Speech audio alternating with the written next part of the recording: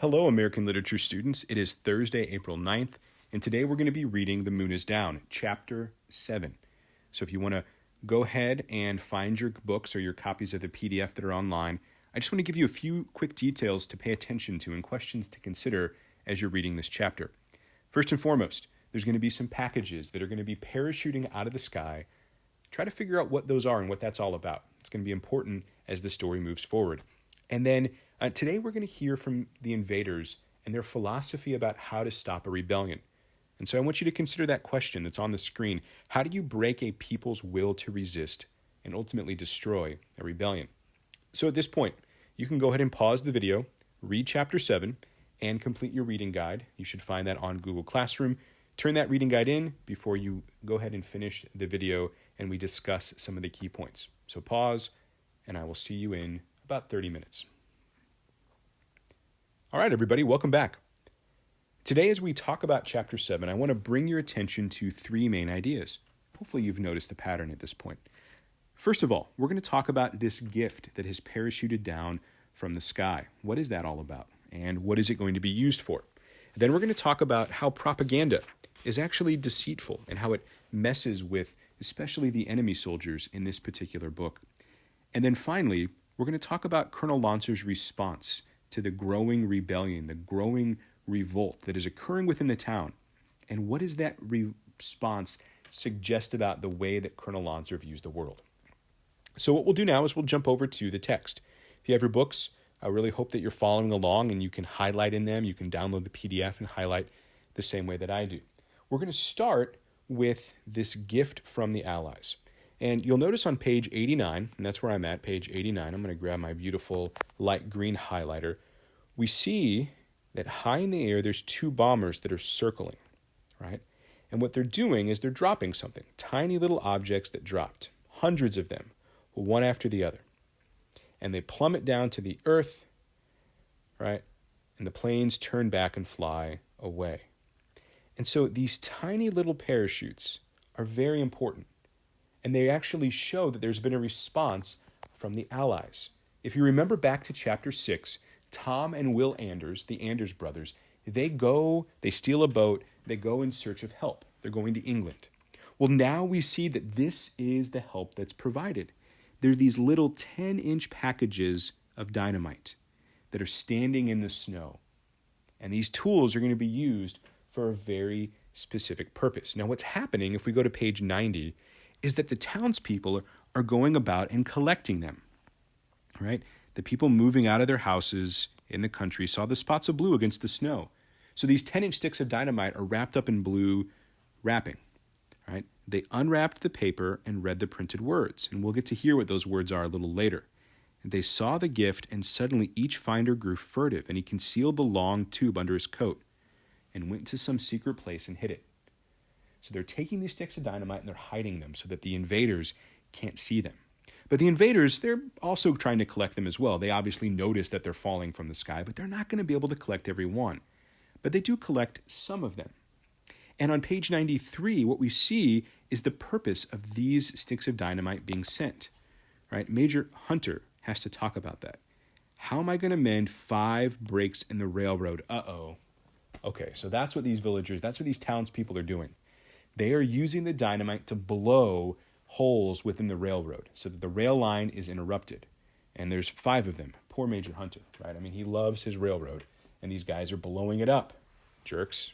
Maybe they shouldn't have invaded their town, huh? On page 94, we see a little bit more detail about what these sticks of dynamite are really there for. The very last paragraph on page 94, Lancer reads from one of the slips of paper. And it reads this: to the unconquered people.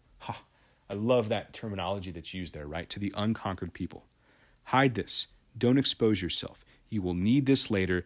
It is a present from your friends to you and from you to the invader of your country. It's a present. It's a gift you're going to give them. You're going to blow up their stuff. You're going to stop them from doing their job so that eventually they have to leave. That's the idea here. All right, let's move on to the next part, propaganda. So let's go back to page 88 for a second. I want to look at a specific conversation, or really a statement that's made, not by one of the commanding officers of the invaders. There's no lieutenant here. There's no major. There's no captain. This is a corporal. This is a private. This is one of the grunts in the army. And you can see that they've been sold a very specific propaganda in this line that they state. They're walking around the town doing their patrolling, and this particular corporal, who doesn't have a name, calls the villagers fools. Right? That's why they lost so quickly. They can't plan the way we can. Right? These guys are fools. Now, the commanding officers don't think that anymore. They recognize that there's some intelligence in the village, but the soldiers, the common soldier, still believes that. He's still believing in this propaganda that's being sold. But it's actually Colonel Lancer, if you skip ahead to page 97, who breaks from this piece of propaganda that's being sold to them. At the very top of the page, in this conversation he's having with his commanding officers, he recognizes that his army is very unaware and unprepared to fight the kind of war that's going to be fought because they've been lied to, because they've been sold deceitful propaganda. Right? He says, I might be a major general if I hadn't talked so much about it. We trained our young men for victory, and you've got to admit, they're glorious in victory. Right? So we've told our soldiers they're wonderful, and they're the best, and they know how to have victory. They know how to win. But they don't quite know how to act in defeat. We've told them they were brighter and braver than other young men. It was a kind of shock to them to find out that they aren't a bit braver or brighter than other young men. It's kind of a shock to our soldiers that, wow, there are soldiers in England and in the US and in France and other places in the world that actually know how to fight as well as we do and are willing to be brave and fight for what they believe in. Right? So the propaganda we've been telling our soldiers is deceitful. And Lancer seems to understand this. He gets it, but yet he still blindly follows orders. He still blindly does what the leaders in the capital tell him to do. Right? He doesn't act upon his ideological understanding of what's wrong. And we see that on the top of page 98. And now we're going to skip into the third point I want to draw your attention to today. Orders. How to respond to the rebellion. Well, it's by obeying orders. The orders are coming from the capital, yes. Are they? You know they are, Lancer interrupted. You know what they have to be. Take the leaders, shoot the leaders. Take hostages, shoot the hostages. Take more hostages, shoot them. And the hatred growing and the hurt between us deeper and deeper. Right? You know, guys, what the process is going to be. Now that there's dynamite showing up in the town, you know what's going to have to happen. We're going to follow our orders, and we're going to do things by the book. That's the way this machine works. Well, some of his commanding officers aren't necessarily a big fan of that. And one of them, in particular, is Lieutenant Prackle. Right? We know Lieutenant Tonder is dead already.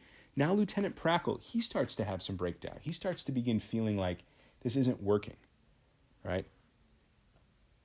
And he wants to be liked by people. He wants to be liked specifically by the ladies of the town, right? He's longing for some companionship. And Lancer responds to him in a very blunt, matter-of-fact way that honestly are some of the most shocking lines in the entire text. So let's look at a few of them together. This is on page 99. He says, "Good. Now I'll tell you, and I hope you'll understand it. You are a man. You are not a man anymore. I'm sorry, you're not a man anymore. You are a soldier. Your comfort is of no importance, and Lieutenant, your life isn't of much importance either. So do your job, quit your whining, I don't care." And nobody cares, because you're not really a man.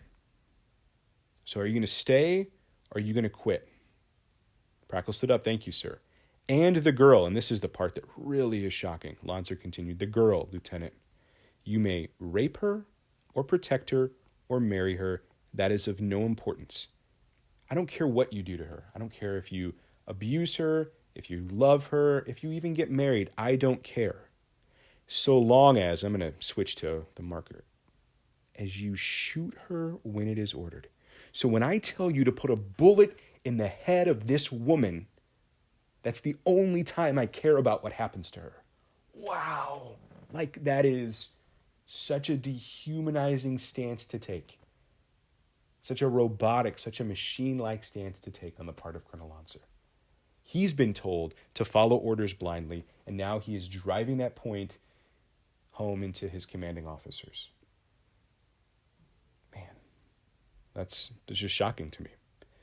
All right, the last thing I want to draw our attention to is the way that they're going to break the rebellion ultimately. And it's by arresting the leaders. And so George Carell, remember, he was the mole the traitor who turned on the town. He has visions of becoming the mayor, becoming the leader in this town. And so his idea, right? His idea is that we shoot Mayor Orden.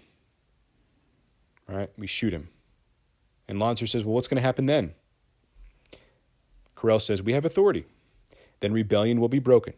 When we have killed the leaders, the rebellion will be broken. Do you really think so? Carell says, it must be so. So the plan is that they're going to arrest Mayor Orden and Dr. Winter, which they do at the very end of the chapter. They're going to break the rebellion by arresting Orden, executing him, and any of the other leaders. That's the method. It's the method that Lonser pushes back against, but it's the method he ultimately gives into. All right, so again, these two quotes I wanted to just draw your attention to. You're not a man anymore, you're a soldier. And then George Carell, all about authority. And so the ultimate question that you have to consider as we end the novel, so chapter 8, it's the end, so you have one chapter left.